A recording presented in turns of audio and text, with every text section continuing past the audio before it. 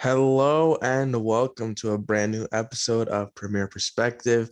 Today we are here with JD to talk about yesterday's Man United versus Tottenham game. 3-1 for United, good game for them. In typical United fashion, came back from being down in the first half. But overall, I would say a pretty good performance for United. JD, what would you say you really enjoyed the most from United yesterday? I think what I enjoyed the most was the attack, obviously. With Pogba Bruno connecting once again, they were both played really well. Rashford went down with his injury, but Greenwood, well, I'm so happy he finally picked up his form. He got a goal and assist, the goal the game before. Cavani got his goal after he got his BS disallowed goal, which, in my opinion, I'll say this again, it should not have been disallowed. VAR is way too inconsistent. But I was really happy with our attack. Defensively, we were also solid. Luke Shaw wanted to talk about another great game. Maguire had a good game. I think Lindelof was at fault for the first goal that we conceded. We saw the pass went straight through with Kane to Lucas Moura, and then Lucas squared it to Son. But I think Lindelof should 100% have blocked Yes, Kane's pass to 100% Lucas. should have blocked it. It was terrible what he did. But Henderson, he showed how good of a keeper he is. I think, Yeah, he was huge. yeah, Henderson, he showed what he can do better than De Gea. He's a sweeper keeper, a new fashion keeper, which is really good for having Maguire and Lindelof because they're both slow center backs. Yeah. I Yeah, can't remember exactly what play it was, but there was one play where I was watching the game and um there was a through ball and Henderson came out and cleared it out. And I was watching the game with my dad and I said to him, I was like, yeah, if that happens, De Gea's not coming out to that. That's a one-on-one with the keeper. yeah, So that's what there we've Yeah. been definitely is a missing. difference in style in terms of goalkeeping. When it comes to Henderson and De Gea, Henderson's shown why he should be the number one. And if that means that De Gea leaves at the end of the season, I don't know. It also is a matter of whether Henderson stays consistent because there hasn't been like a huge run of games for him. So that's Right. time will tell for that. Yeah, I definitely trust him considering what he did at Mhm. Sheffield. I mean, last season they Oh, he's finished. amazing. I'm pretty sure they finished top 10, didn't they? Yeah, So like it really goes to show. I mean, he definitely, no doubt, deserves to be number one. De Gea was one of the best in the world at one time, but right now, after that, I think everything just like kind of went to shit after that. Was it the Euro? yeah. When Um, Ronaldo got the hat trick. yeah. Yeah. After that, it just went straight downhill. But going back to like the rest of United now, um, their attack was absolutely amazing. It was a lot of fun to watch their attack. That first goal, Fred. I mean, obviously, great save from Lloris off that initial shot, but they deserved the goal Mhm. there, even though it was a rebound. Just the way they built that up and passed straight through Tottenham, that was absolutely amazing play. And if United had played like that, if they could play like that consistently and keep their heads and play like that throughout the game or throughout the whole season in the Prem, they're up there like closer Mhm. title contenders now. They're not just second, 11 points behind. They're second Yeah.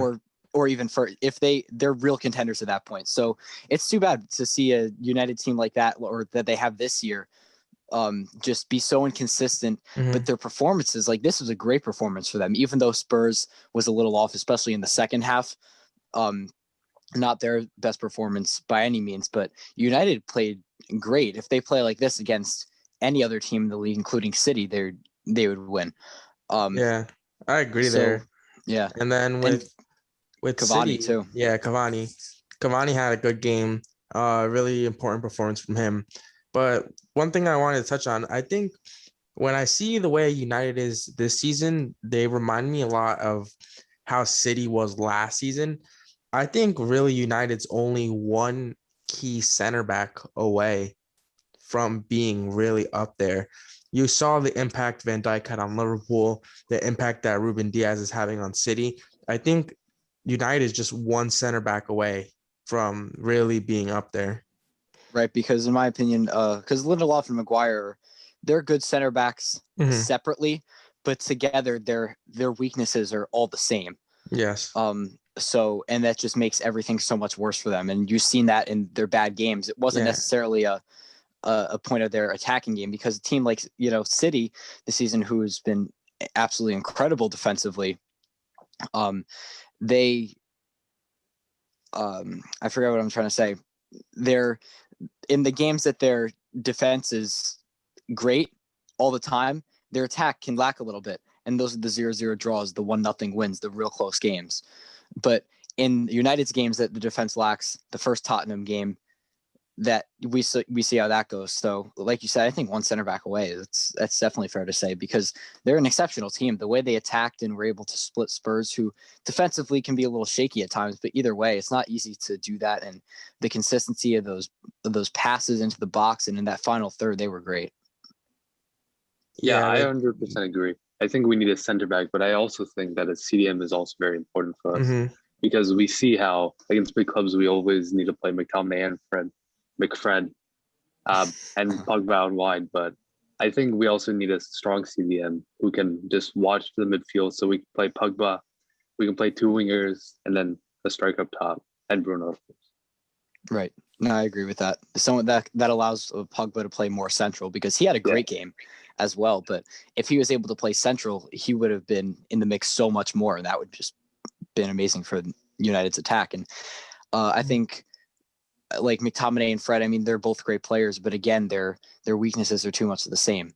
And they're too much of the same player to play together, that it's almost like you're wasting a different position on the field by playing both of them. So a center back and a CDM, and I think that's a completely different United team.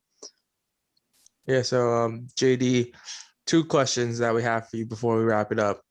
Who was your man of the match for the game?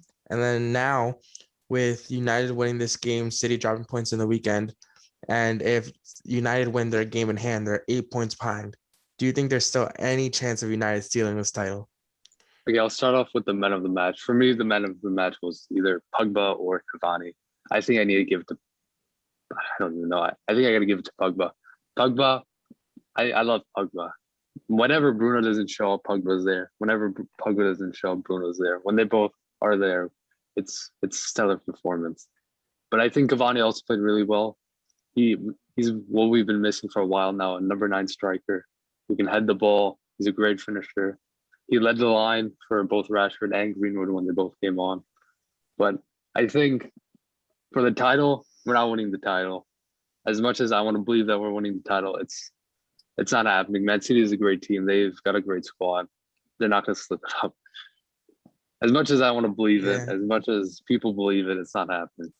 Yeah, I saw the reason why I brought that up was because the year that City won their first title, their first Prem title in 2012, with 6 games left, they were down 8 points on United. So people were pointing out how if United win their game in hand, they'll be 8 points behind with 6 games in hand, with 6 games left. It'll be interesting to see. I think City does have it in the bag, but we also have some tricky games coming up. But I definitely do think that United are going to be more of a threat in the title race next year. Yeah, for sure. If they fix their problems, and if they're able to play this way and keep their consistency throughout the whole season, and make the right signings in the summer, they're definitely a huge title threat to whoever's up there with them, whether it be City, whether it be Liverpool again, whoever, because it shows that they're an exceptional team. They have really talented players, but unfortunately they haven't been able to make the most of it this year. But that pretty much wraps it up. We just want to do a quick little video on United versus Tottenham. A lot of good games coming up later in the week. We have the second legs of the Champions League quarterfinals. We have a wrap-up video on the quarterfinal games of the Europa League. So lots of content during the week. Make sure to check it out. Once again, we want to say thank you to JD for coming on today. And thank you to anyone who's shown support so far. We really appreciate it. And we'll see you guys soon.